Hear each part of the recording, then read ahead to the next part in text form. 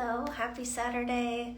We're getting to the end of dry January, so I thought that I would check in and see how you're doing, see if you have any questions that have popped up that I can answer for you, and just say hello. I try to go live when I can. Hello everybody joining, nice to see you.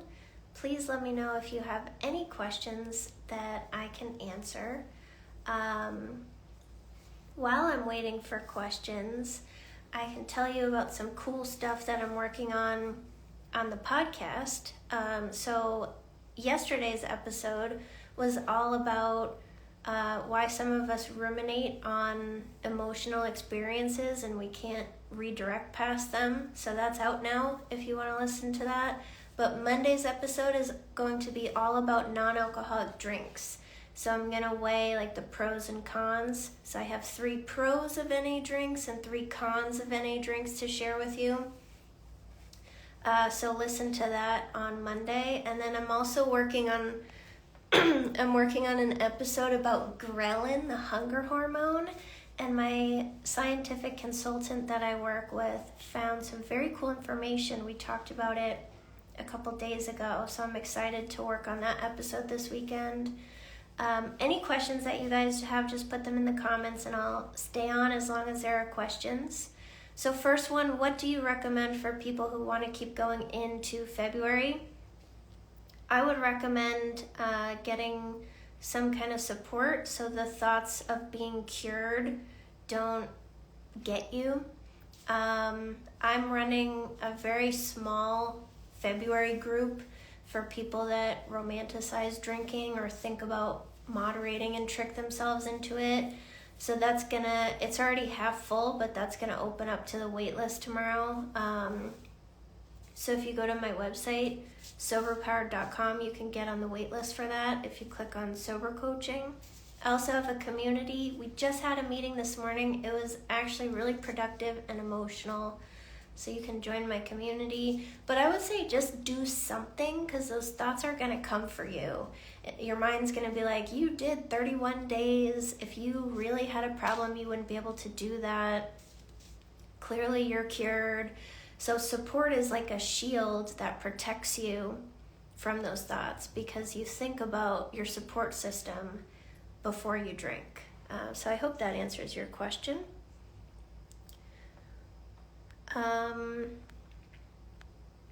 Any other questions, just put them in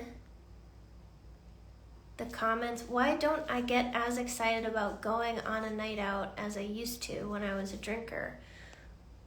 Well, sometimes we drink alcohol so that we can have fun doing things that we don't really like to do, or that we can enjoy socializing or tolerate people that we don't actually like. So maybe you don't really like to go out. Let me give you this example. My husband and I lived in a very rundown 2-family house for 6 years. And we said we were going to only live there for a couple years, and then it somehow turned into 6. And it was so run down that we actually started calling our house the dump, which you can tell how good that was for our mental health to live there. And now we moved. Let me show you my view. Can you see my view? We moved to this house that has a walking path and I can see a lake. And that is so much better for my mental health. And my point is, I'm connecting this to your question. My point is that when we lived at the dump, we wanted to go out all the time. And we just didn't want to be in our house. I mean, we loved our cat Luna, so we wanted to spend time with her, but we were really eager to go on dates. And now that we live here, we are such homebodies. We just want to be couch potatoes and enjoy our nice house. So when you get sober, doing all these big exciting things, maybe they don't feel rewarding for you anymore. Maybe you don't need it to feel good about your life and feel happy. I love being home. Please don't invite me to anything because I don't want to go, and that's okay. I just like hanging out with myself and hanging out with my husband. So it's okay if that stuff isn't rewarding for you anymore. That's a very normal experience. How much better does it get after the first month? Because for some of us, it was rough. Well, the good news is, as long as you don't drink, you don't have to go through that again. So, I mean, that's great news. You should be very happy with that. And the reminder of how rough it was should keep you going. I would say, so withdrawal is the first 2 weeks. Early sobriety is the first 2 months. So I think once you come out of early sobriety and you're about 60 days sober, you should have more mental clarity, more energy. You should start to be feeling better. The reward system takes time to heal. So regular life may not feel rewarding because you're used to the intense reward from alcohol. I explained that in episode 170 if you want to learn about when regular life can become more rewarding. But I would say that you should start to feel better sometime soon, or definitely by the end of your second month. You should see some hope there. Any other questions? Just put them in the comments. Oh, the cat perch. I love the cat perch by the window. That is for Rudy. We have one in almost every room because he loves his perch. And our girl Luna, she unfortunately passed away last year, and it was horrible. I still cry about it all the time. It was so sad. So I'm glad that you have a Luna too. Give her an extra kiss for me.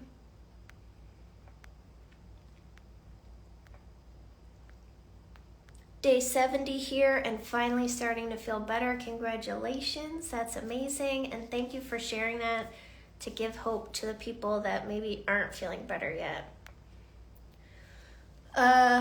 What do you think of me replacing alcohol with food? If you're in the early stages of not drinking, I would say that's pretty normal, especially if it's sugar. I have some episodes on sugar cravings if you want to understand why you're feeling that way.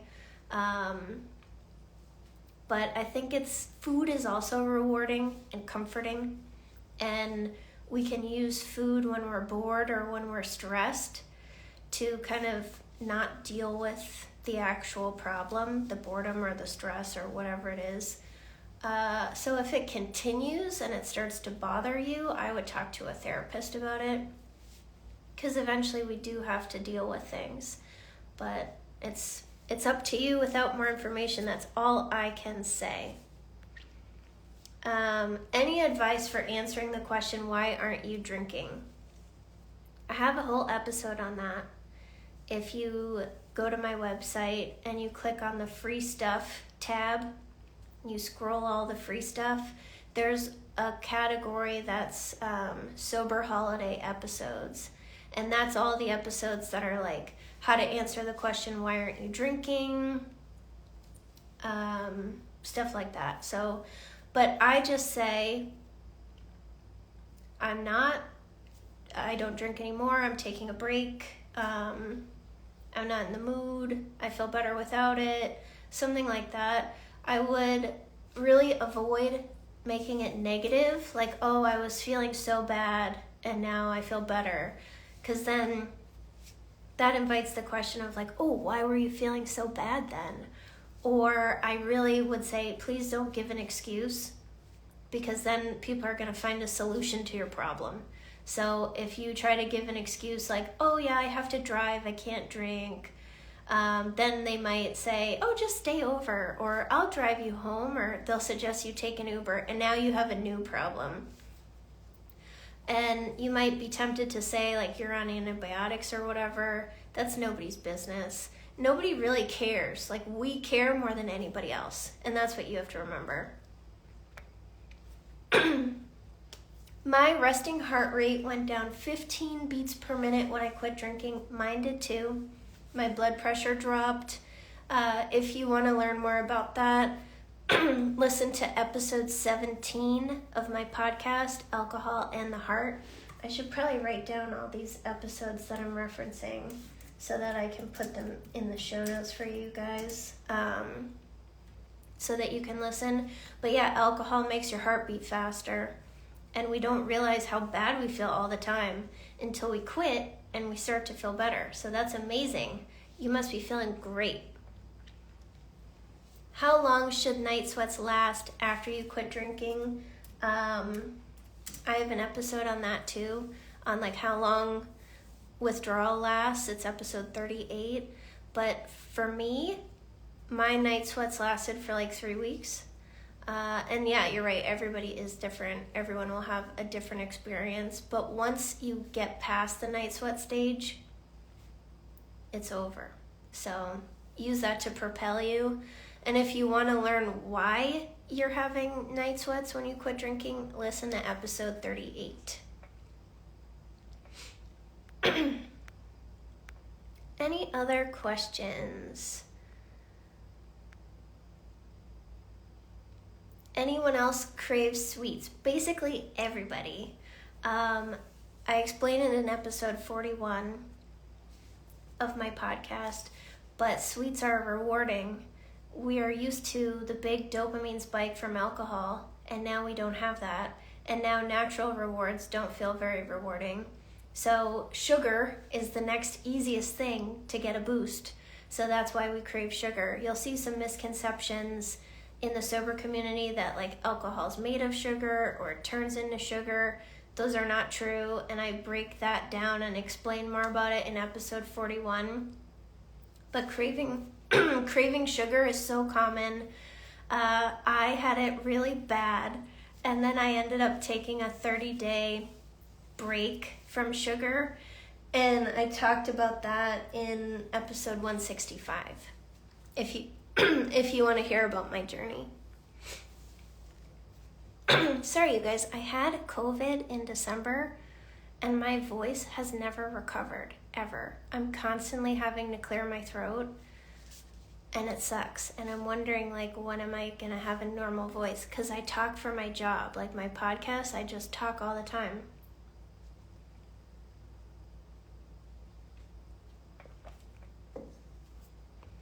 Let's see. Any other questions from you guys? How do you remember all the episode numbers and reference them so perfectly? I spend a lot of time working on the episodes. This work takes a lot of time. Like, you listen to the 15-minute episode and you get all the info. I worked on that episode for like 5 to 10 hours. So I've become very familiar with each episode.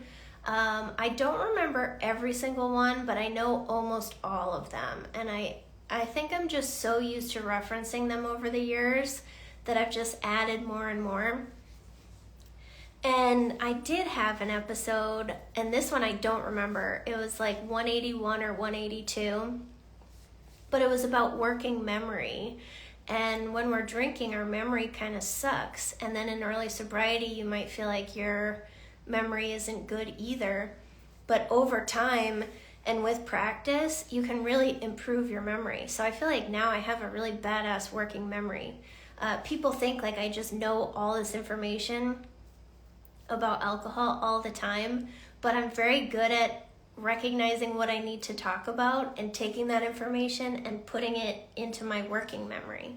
So you may find that you have a very strong memory once you quit drinking. Are there any other questions that you guys have? Any resources that you need? Anything I can help you with? While you're here, if you have not listened to my anger management episode, you totally should. Episode 186. That was a good one. And my anger management program is starting on Thursday. And the women's group is totally full, but women can still join the program. But my men's group still has room. So if you're an angry man and you want to talk about your anger in a small group of other angry men and me, then join. It'll be fun. Did that spark any questions? Anything? I'm just sitting alone in my house trying to talk while you guys type your questions in. So if there are none to answer, I will get off. I just hit 4 months and 1 week after 6 years of drinking a whole bottle of vodka every night. That is amazing, and you should be very, very proud of that. Do you have a therapy background? I don't. I have a biochemistry background, and I'm a certified anger management specialist. And I'm just about to be done with my certified recovery coaching credential.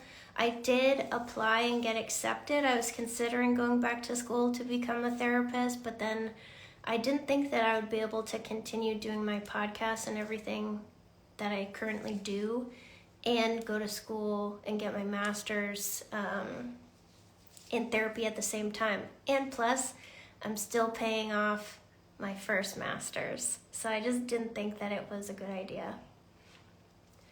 How long for the liver to fully recover? I mean, everybody's going to be different. It depends on the state of your liver when you quit drinking. I have an episode about the liver. I think it's 52. I think it's episode 52. If it's not, I'll put it in the description. But that episode was actually inspired by someone from my community who had cirrhosis. And she ended up passing away from her cirrhosis when she was 9 months sober. But even though that happened, she loved her sobriety. She was so grateful for those 9 months. So that episode, I go really in depth into cirrhosis at the end of it. But if you don't want to hear all those details, I give you a warning and I say, like, get off the episode now. The first half of the episode is all about how alcohol damages the liver and how the liver recovers. The liver is very, very resilient. There have been studies where you can remove a good portion of a rat's liver, 90% of it, and it'll all grow back. So our liver is really resilient as long as we don't push it too far, which is what unfortunately happened to that woman in my community. If you are having discomfort, you should definitely go to your doctor and get it checked out. Get your numbers checked out with your blood work. I also have an episode about blood work, so you know what all those things mean, like AST, ALT, so you know what those things are when you're being tested for them. So I would talk to your doctor, but by the end of the first 30 days, you should have a lot of liver recovery and healing. Maybe not fully if you had fatty liver or something when you quit drinking. So it all depends. But don't mess around with that, especially from the story that I just told you. So talk to your doctor. Any other questions? And I think that blood work episode is 31. But I'll list all of these in the description. Last call for questions. I'm glad it hurts less. That is really good. And hopefully by 60 days, it won't hurt at all. Last call for questions.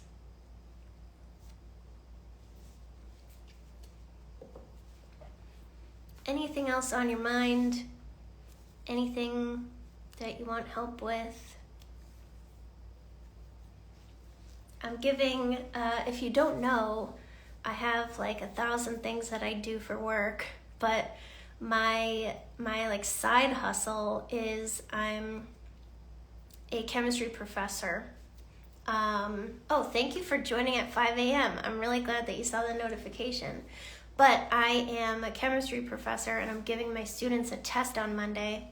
So I have to write the test for them this weekend. How's Rudy? Rudy is great. He cuddled me all night until 5:30 when he decided that everybody should be done sleeping now because he is. And then he ran around like a crazy cat all over the house. And he likes to do this thing where he sprints behind our heads in the bed. So he sprints across our pillows.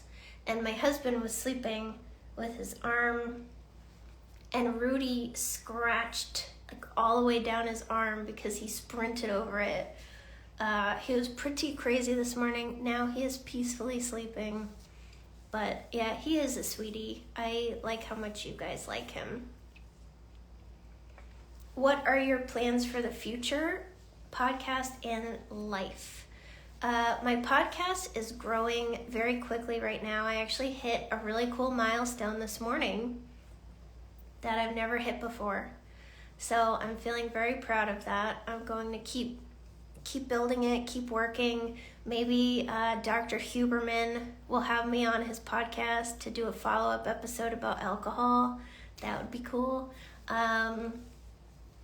I'm focusing on life plans because I'm trying to find balance in my life. When I was drinking, I gave up all my hobbies, as we do. And I gave up all my friendships unless they wanted to drink like I did. And then when I got sober, I got really bad sober obsession. So I didn't find any hobbies because I just was obsessed with sobriety, and my podcast takes so much work to make. Now I'm 4 years sober, and I'm like, I don't have a hobby. I have like 2 friends that I see. So I signed up with a personal trainer 2 weeks ago. So I'm going to the gym regularly. I'm trying to get more exercise, trying to have better habits. I'm just trying to find more balance. And I'm also trying to write a book because I think it's my time to get a science book out there for everybody. So still very busy, but I appreciate you asking. Okay. Very last call for questions as I say my goodbye. If you have one, put it in the comments. But thank you guys so much for joining. Whatever you do. Oh, question. Did you push yourself to try new things and find hobbies during sobriety? Having trouble finding things that I enjoy or want to stick with? Well, that's the good thing about it, because if you're trying them and you don't like it, then you just try something different. So I would just say keep trying things until you find what you're interested in.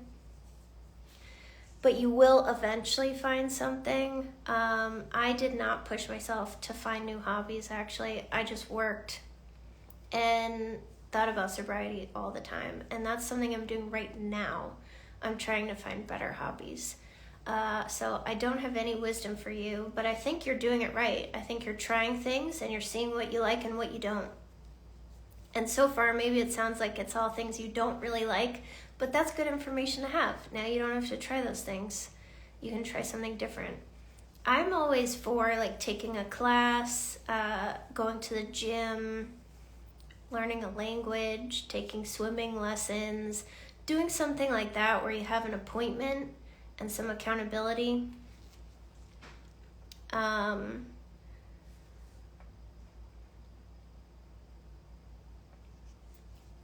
And if you guys are wanting to hang out more, you should join my community and we'll hang out and have fun.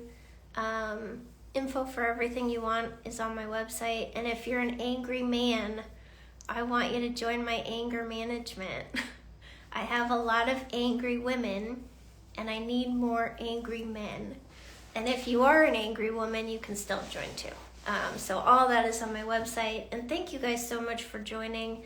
Every episode I mentioned, I'm going to put in the description for this video. So then you can find it and go listen to it. And if you don't know anything about my podcast, it's called Sober Powered, just like my account name. So I hope that you'll check it out because I seriously worked so hard on it. And look out for that non-alcoholic drink episode on Monday, where I weigh the pros and cons. And then Friday is all about ghrelin, the hunger hormone, and how actually when you stop drinking, you get hungrier. So I'm going to explain that. And thank you guys for your questions, and I will see you soon, hopefully.